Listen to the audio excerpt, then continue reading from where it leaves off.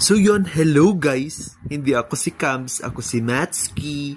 So yun, ngayong araw tuturuan ko kayo kung paano makuha ang bagong emote ni Sir Fuego kasi siya ang nanalo sa pa-event emote. Yan, yun, kaya pa ba? So yun, pasok ka na sa Facebook mo. Punta ka sa Facebook mo, tapos i-search mo si Sir Fuego. Fuego Gaming. So, pagka-search, pasok ka dun sa page niya. Tapos, dun, punta ka sa baba, hanapin natin yung post niya na kasi nandun yung link. Yan yung emote. Yung binigay ni mo dun kay Sir Fuego. So, yun, hindi yan. So, itong post na to. So, dyan, pwede mo makuha dyan yung link. Pindutin mo yung comment section. So, pakapindot. Nandyan yung link. Yan, yung nakalagay dyan yung MLBB Win Big. Yan, pindutin mo yan. Tapos, pakapindot mo, papasok tayo sa link. So, yan.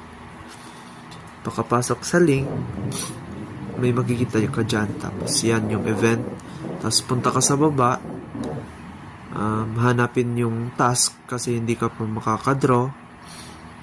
Yan yung task. Tapos yung task na yan, pipindutin mo lang yan yung dalawa. Tig 20 points yan. 25 points. 50 points lahat. Tapos pag may 50 points ka na, pwede ka na mag-draw. So yun, pagka-draw mo, pindutin mo yung draw. Tapos, makukuha mo agad yung emote. Agad-agad. So, yun. I-confirm mo na lang.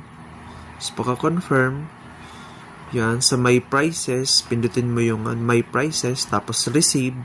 Pagka-receive, lalabas yung code. I-copy mo. Yan. Pindutin mo yung copy CDK na yan. Yung color yellow. Tapos, yan.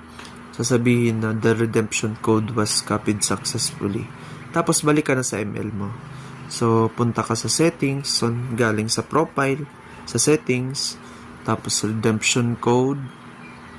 Tapos, pakapunta mo dun sa redemption code. Ilalagay mo na yung code. I-paste mo yung code. Yan. Paka-paste mo. I-okay mo lang. Paka-okay. Punta ka na dun sa mailbox mo. Kasi nandun na yung emote. I-claim mo na lang. Paka-claim. So, yun. Nandyan na.